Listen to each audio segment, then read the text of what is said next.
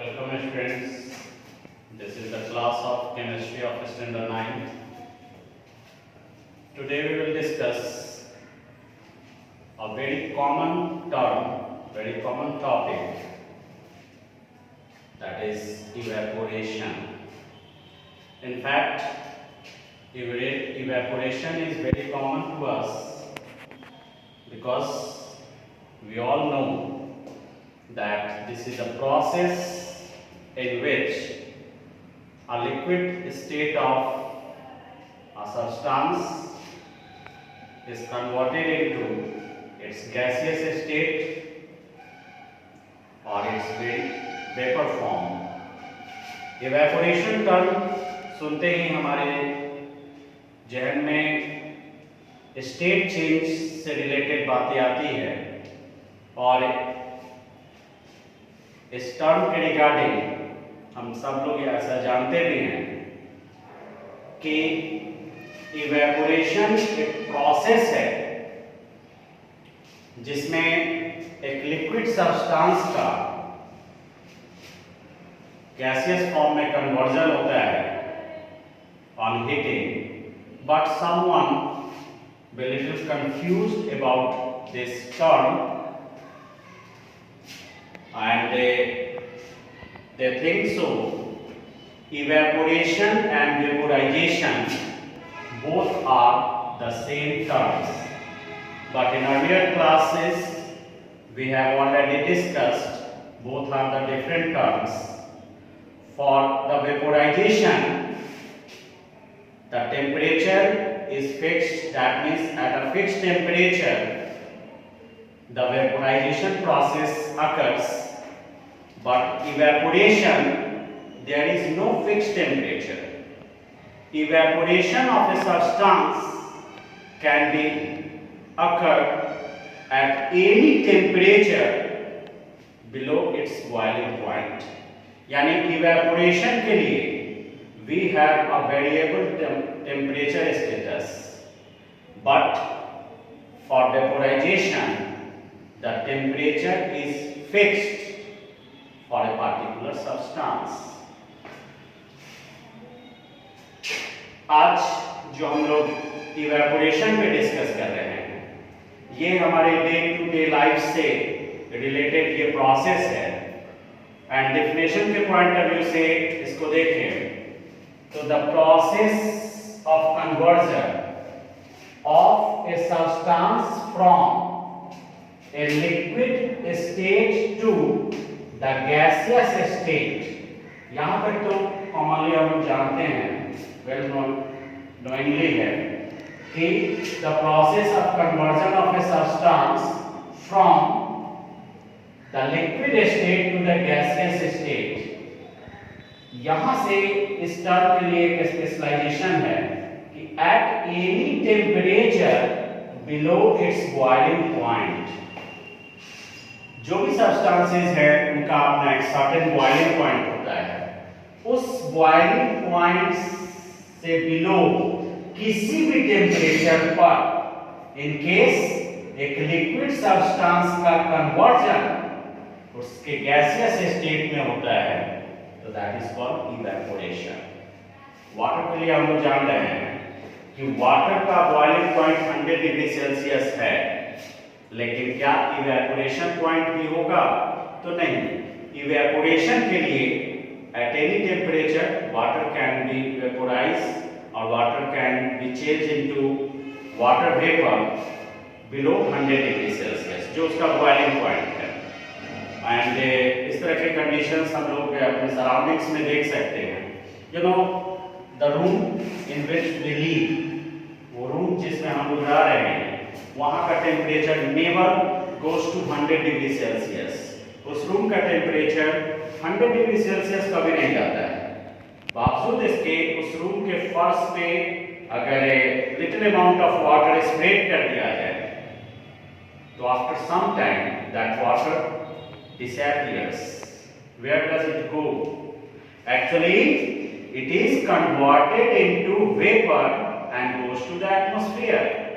वो वाटर जो फर्स्ट पे स्प्रेडेड था वो कुछ टाइम के बाद वेपर में चेंज करता है और एटमॉस्फेयर में चला जाता है।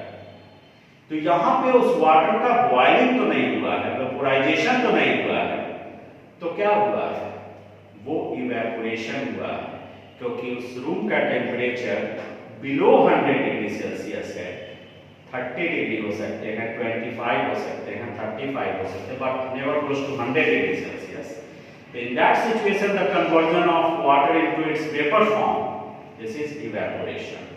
इसलिए यहाँ पे ऐसा मेंशन किया गया है कि जो भी लिक्विड है उनके बॉइलिंग पॉइंट से कम किसी भी टेम्परेचर पर उनके लिक्विड स्टेट का गैसियस स्टेट में चेंज होना इवेपोरेशन। एंड इवेपोरेशन रेट कभी फास्ट कभी स्लो हो सकते हैं, यानी somewhere the evaporation of substance with fast speed or somewhere it occurs with slow speed। तो कुछ ना कुछ ऐसे फैक्टर्स होंगे जो इन इवेपोरेशन रेट को वैरी करता है, या उन फैक्टर्स पर किसी सब्सटेंस का इवेपोरेशन रेट डिपेंड करता होगा। तो यस, दिस इज ट्रू। कुछ ऐसे फैक्टर्स हैं जो किसी लिक्विड सब्सटेंस के इवेपोरेशन रेट को फास्ट कर सकते हैं या स्लो कर सकते हैं। And these factors are surface area, temperature, humidity and wind speed. These 4 factors affect the rate of evaporation. इन फैक्टर्स से कैसे रिलेटेड है रेट ऑफ इवेपोरेशन, या how does the rate of evaporation depend on this factors, we will discuss by taking an example for each. हर case के लिए बहुत simple और डे टू डे लाइफ से रिलेटेड एग्जांपल लेते हुए हम लोग इस बात को क्लैरिफाई करेंगे कि rate of evaporation in factors पर कैसे डिपेंडेंट है। Let us start with surface area. Surface area को अंडरस्टूड करने के लिए सरफेस एरिया पर किस तरह से डिपेंडेंट है rate of evaporation, for this we do an activity. Take 2 glass of water. 2 glass water का ले लेंगे। दोनों सेम साइज के ग्लास हैं, इट मींस दोनों ग्लास में सेम क्वांटिटी ऑफ वाटर है। एक ग्लास ऑफ वाटर को टेबल पे रख देंगे एंड दूसरे ग्लास ऑफ वाटर को स्प्रेड कर देंगे on the floor of that room. वहाँ उस रूम के फर्श पे वाटर को कंप्लीटली स्प्रेड कर देंगे and wait for few hours, कुछ टाइम के लिए वेट करेंगे till the water of the floor is disappeared। तब तक के लिए वेट करेंगे जब तक कि फर्श का वाटर डिसअपियर नहीं हो जाता है। कुछ आवर्स के बाद, कुछ घंटों के बाद हम ऐसा देखते हैं कि जिस ग्लास ऑफ वाटर को हमने फर्श पे स्प्रेड किया था वो डिसअपियर हो गया है। कहां गया वो? Actually, that water is converted into its vapor form and goes to the atmosphere. Now watch the glass of water that is kept on table. अब उस वाटर को वॉच कर रहे हैं जो टेबल पे रखा हुआ है, क्या उसका वाटर भी डिसअपियर हो गया है? तो नहीं, उस ग्लास में अभी भी वाटर है, जबकि दोनों केसेस में सेम क्वांटिटी में वाटर लिया गया था। एक कंप्लीटली वेपर में चेंज हो गया, जबकि ग्लास में रखा हुआ वाटर अभी भी अवेलेबल है, उनका इवेपोरेशन नहीं हुआ। क्यों ऐसा हुआ? दोनों के लिए सेम कंडीशन था, both are kept inside a room, there is same temperature for both. दोनों के लिए एक ही टेम्परेचर था, दोनों सेम कंडीशंस में थे, बट एक ग्लास का वाटर कंप्लीटली इवेपोरेट कर गया and second one remains left. Why? तो this is related to surface area. क्या किया हमने? जिस ग्लास ऑफ वाटर को फर्श पे स्प्रेड किया था वो वाटर पूरी तरह से फैल जाने के कारण उनका सरफेस एरिया काफी ज्यादा एक्सटेंड कर गया और हर पार्ट से इवेपोरेशन स्टार्ट हो गया। लेकिन ग्लास में रखे हुए वाटर का सरफेस एरिया लिमिटेड है, सिर्फ उस ग्लास के माउथ का जो ओपन एरिया है उतना ही एरिया वाटर के लिए एक्सपोज हो पाया। दैट मीन्स कि the water kept in a glass is having very less surface area as compared to the water that is spreaded on the floor of the room. Room के फर्श पर फैले हुए वाटर का surface area काफी ज्यादा, जबकि ग्लास जो टेबल पे रखा गया है वहां पे जो वाटर का एक्सपोज्ड सरफेस एरिया है वो कंपैरेटिवली बहुत कम है, जिसके कारण वहां पर इवेपोरेशन रेट स्लो है और फर्श पर जो वाटर था उसका इवेपोरेशन रेट फास्ट हुआ। This activity gives an idea that the evaporation rate is directly proportional to surface area.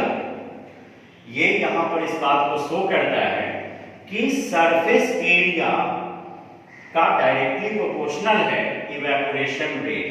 That means surface area जितना ज्यादा होगा evaporation rate उतना ही fast होगा। If we represent the surface area by using a letter S, so conclusively, conclusion, rate of evaporation is directly proportional to S, that means surface area. Second one is temperature. If it is represented by capital T, just suppose कि इनको capital T से represent कर रहे हैं, इनके लिए अगर check किया जाए evaporation rate किस तरीके से टेम्परेचर पे डिपेंड करते हैं, तो for this we perform also an activity. इसके लिए भी एक एक्टिविटी यहाँ पे परफॉर्म करते हैं। Same type of cloth, same type of 2 clothes लेना है, 2 कपड़ा लेना है एक जैसा, एग्जैक्टली सिमिलर, और दोनों को वाटर में वेटेड कर देना है, भिंगा देना है, एंड भिंगा देने के बाद उसको निचोड़ देना है। One is hanging inside the room and second one is hanging outside the room in sun. एक कपड़े को करेंगे क्या कि रूम के अंदर उसको हैंग अप कर देंगे, यानी टांग देंगे, लटका देंगे, और सेकेंड क्लॉथ जो कि सिमिलर क्लॉथ है उसको रूम के बाहर धूप में हैंगिंग किया गया है, टांग दिया गया है।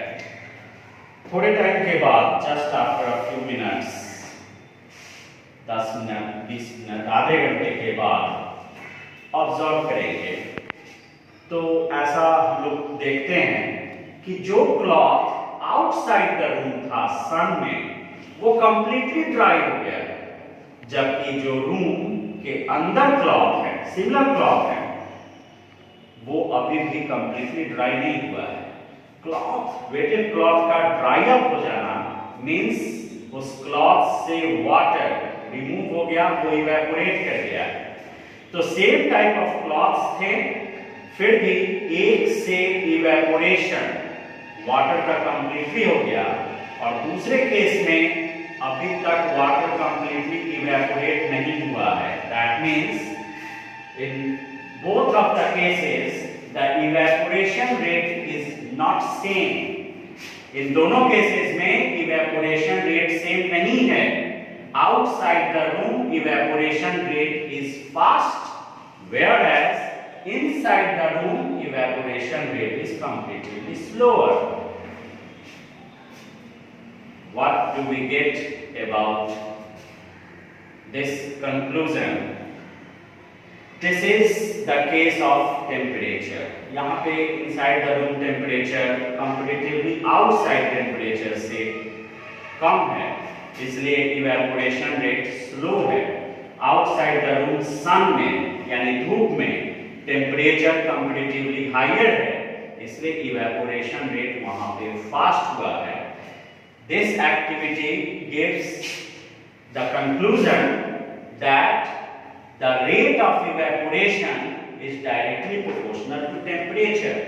टेम्परेचर बढ़ने के साथ इवेपोरेशन रेट फास्ट होगा and at lower temperature the evaporation rate is slower. So conclusively we get a result, rate of evaporation is directly proportional to temperature. Temperature बढ़ने के साथ इवेपोरेशन रेट फास्ट होंगे, temperature reduce करने के साथ evaporation rate slower होगा। Next one is humidity. Humidity पर किस तरह से रेट ऑफ इवेपोरेशन डिपेंड करता है, इनको डिस्कस करने से पहले it is necessary to know about the term humidity. What does it mean? Humidity means amount of water vapor present in atmosphere। Atmosphere में जो भी amount of water vapour present होते हैं, एक्चुअली वो दिखाई नहीं देते because water vapour is the gaseous form and we cannot see the gaseous state of matter with the naked eye. So the water vapor present in the atmosphere, it is not seen, but actually it is present in the atmosphere। Atmosphere में जो भी amount of water vapor present होते हैं, that is humidity। In fact अलग-अलग timing में, अलग-अलग season में atmosphere की ह्यूमिडिटी वैरी करता है और इस ह्यूमिडिटी पे इवेपोरेशन रेट कैसे डिपेंड करता है, इसको भी समझने से पहले एक फिर से एक्टिविटी परफॉर्म करेंगे या एक एग्जांपल यहाँ पे कंसीडर करेंगे। कॉमनली हम लोग ऐसा देखते हैं कि समर सीजन में और विंटर सीजन में क्लॉथ्स वगैरह के वेटेड क्लॉथ को ड्राई होने का जो टाइमिंग कंपेयर किया जाए तो हम लोग देखते हैं कि टाइमिंग में फर्क होता है। गर्मी में जो कपड़ा बहुत कम टाइम में भीगा हुआ कपड़ा सूख जाता है, उसी कपड़े को सूखने में रेनी सीजन में, रेनी डेज में ज्यादा वक्त लगता है। क्यों ऐसा हो रहा है? रेनी सीजन जो क्लाउडी डे है, बारिश का टाइम है और वैसे कंडीशन में कपड़े को सूखने में 2 दिन 3 दिन लग जाते हैं, जबकि वही कपड़ा कुछ ही घंटों में सूख जाते हैं समर सीजन में। तो in fact in rainy season the humidity of water is high, the humidity of atmosphere is high. Rainy season में एटमॉस्फेयर का ह्यूमिडिटी हाई होता है, that means water vapor contents in air is comparatively higher than in summer। Summer season में humidity atmosphere का comparatively less होता है, so the evaporation rate is fast in summer and in rainy season or in rainy weather the humidity of atmosphere is higher, that is why the rate of evaporation is lower।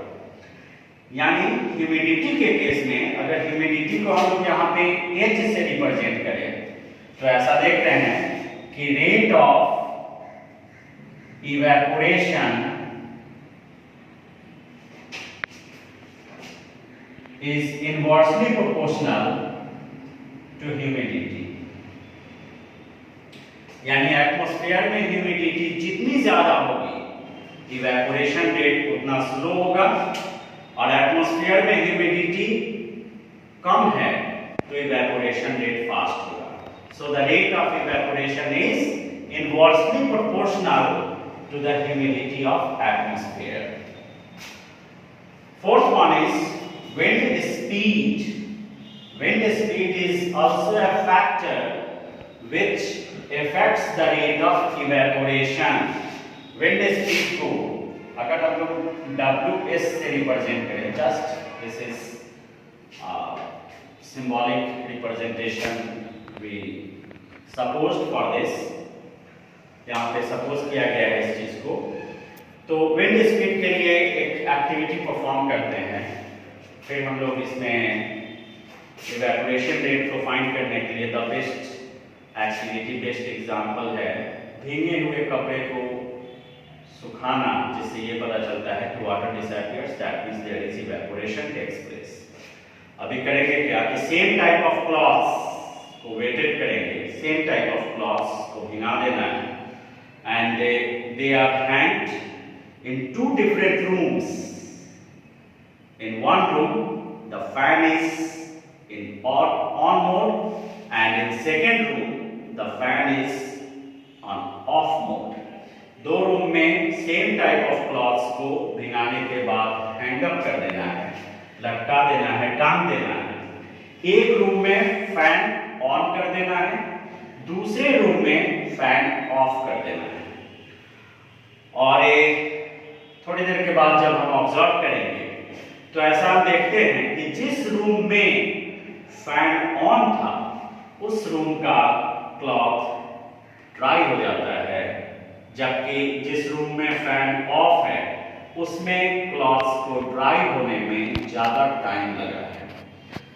क्यों ऐसा हुआ है? Clothes तो same थे, दोनों में water की quantity same थी, फिर भी जिस रूम में विंड ब्लोइंग है due to switch on off fan, वहां पे इवेपोरेशन रेट फास्ट है, और जहां पे कोई मूवमेंट नहीं है एयर का, there is no wind inside the room because the switch off the fan of that room, उस रूम के फैन अभी स्विच ऑफ मोड में थे, इसलिए वहां पर विंड नहीं था, वहां पे इवेपोरेशन रेट स्लो हो रहा है। इससे ये कंक्लूजन निकलता है कि रेट ऑफ इवेपोरेशन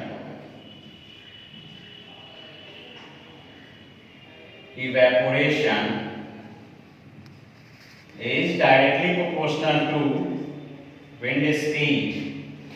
जब कभी भी हमारे सराउंडिंग में विंड स्पीड हाई होगा, इवेपोरेशन रेट फास्ट होंगे, and if the wind speed is slower और there is no wind, air is available everywhere but wind is not available everywhere, so if there is no wind then the evaporation rate will be slower, and if the wind is blowing the evaporation rate is faster। यहाँ पे ये 4 factors किस तरह से rate of evaporation को change कर रहे हैं, इस चीज को यहाँ पे देखा गया है। That means under this topic we get an idea or conclusion that how the rate of evaporation depends on these factors which are related to our everyday life। तो आज के क्लास का हमारा मेन फोकस था evaporation and factors affecting on the rate of evaporation, and for this class that's over. Thank you.